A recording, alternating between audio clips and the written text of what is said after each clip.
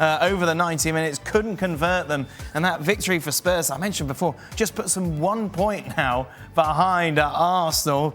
It's quite the run they've put together. Overall, you know, you look at this game, a draw could have been fair considering the opportunities Bournemouth had, but Spurs obviously take the win. Well, Bournemouth, I think there was 4 straight wins coming in. They're a good little side, and Solanke up front is a handful and had quite a few chances. But ultimately, this is far from Tottenham's best performance. But you know, 3 points for them. And as Postecoglou reminded the reporter after the game when he said he was 1 point off Arsenal, he said, we're 3 points off the top. And when you think they are where they are and people seem to get upset when you talk about the injuries and that Tottenham have had. But I think they have had it as bad, probably them and Newcastle. Now, some of it is self-inflicted with their discipline problems, and the manager has noted that. But when you think about, you know, 1 point behind Arsenal and where they are in the league, with the problems they've had, with selling Harry Kane, with a new manager coming in, and with basically at times, you know, again there with 4 full-backs playing across the back 4, I think it's an amazing job thus far. Do you think as well, and Postecoglou in his conferences keeps saying that they're building things, they're building something here. You know, roll the clock back a couple of weeks, maybe a month or so, when these injuries are really taking hold, and Spurs continue to play this what at times felt like suicidal high back line, and he just kept saying, this is who we are, this is what we're building. And now all of a sudden, Spurs have an identity. And even with those injuries, some of them coming back, but you know who Spurs are. They know who they are, most importantly, and they're getting results. And now all of a sudden, because they have an identity, and it's something we can't say about a lot of clubs in this league, they are playing to their strengths and getting results. How impressed have you been with Postecoglou since he's come in, Kieran?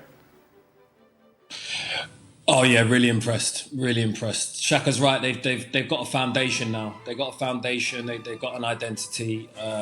They know who they are, and you know I don't worry about them long term this season. I don't think they've got enough to finish above Arsenal first of all, but also challenge for the title. But really impressed. I mean, you have to give them credit after all of the setbacks that Spurs have had this season. With ownership and the debacle with Harry Kane. Super impressed with him.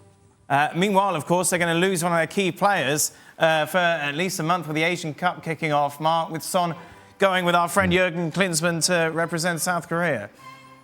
Yeah, that's the big loss for Tottenham, isn't it? Because they have done so well without injured players. You know, Maddison's still out, Van der Ven has been a big loss. I mean, and Harry Kane as well has been gone all season. But, you know, Son has really kind of carried the team at times. He's been their inspiration. He works so hard. He scores the goals. He leads. And I think if you're missing Son, that is a massive blow. So I do worry for Tottenham a little bit. I think they've done really well to maintain the situation they're in right now. But without their best player, that's going to be tough. But, you know, I'm looking at that fixture list. It's not the worst. You know, United away could be anything, but it's not the worst fixture list. So they might just get by. But he is a big loss. And, you know, he's one of the best players in the Premier League, Son. So any team would miss him, and especially the way he's playing this season.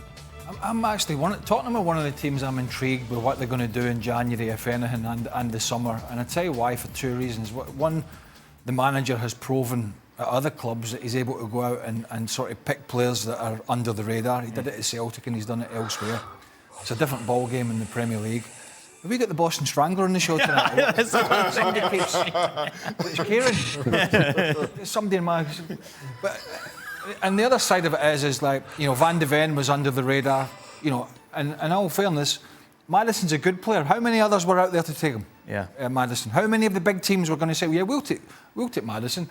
So I think between the recruitment and maybe the knowledge of different markets for Postecoglou, which are going to be cheaper for Tottenham, and we know Daniel Levy will absolutely love that, then I'm intrigued if they're going to do anything in January, and whether it's going to be under the radar players and how that's going to take them forward. And I don't know how long it is till Van de Ven and others came back, but that will certainly be huge for them. And if these players do come back and they can get through this period where possibly, you know, Sarr's away and Son's away, and they're still in a very good position, who knows? The top 4 could be there for them. But if they do start to falter and they continue with the injuries and the suspensions and the self-inflicted suspensions, then the top four is going to, I think, in the end, just be too much for them. If you take a look at it, 6 to 5, they are the outsiders when compared to the rest of those teams you expect to be in the top four. In fact, it's as it stands, Aston Villa, I suppose, the big talking point there, Shaq. Yeah, listen, it's really tough to call. From Spurs on up, 4 have to fit into that 5. I'm sticking with the 4 that I chose. I think Spurs just miss out, but... Can you remember the 4 that you chose? Yeah, the top 4.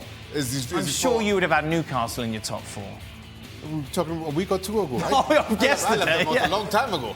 No, I left Newcastle a long time ago. I said... We're talking about the start of the season here. No, I can't. No, that doesn't count. Mark, to Craig's point, will they do any business in January?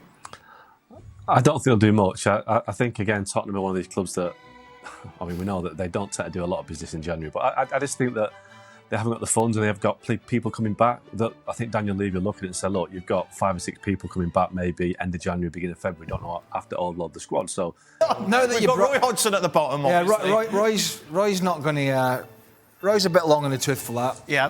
I think... I don't think there's any doubt that Sean Dyche and Postecoglou are definitely up there. I mean, Eddie Howe's not really on the... No, he's not. Pep. No. Even Klopp, you know... Klopp's a lover, not a fighter. Yeah, those teeth, you know... What get in the way of his fists? You know, this dentist in Liverpool, those big teeth. I mean, so... Mark, who are you throwing in there?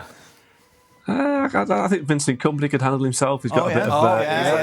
That's true. Big centre-half. Yeah. I think Vinny Kompany might be able to handle himself.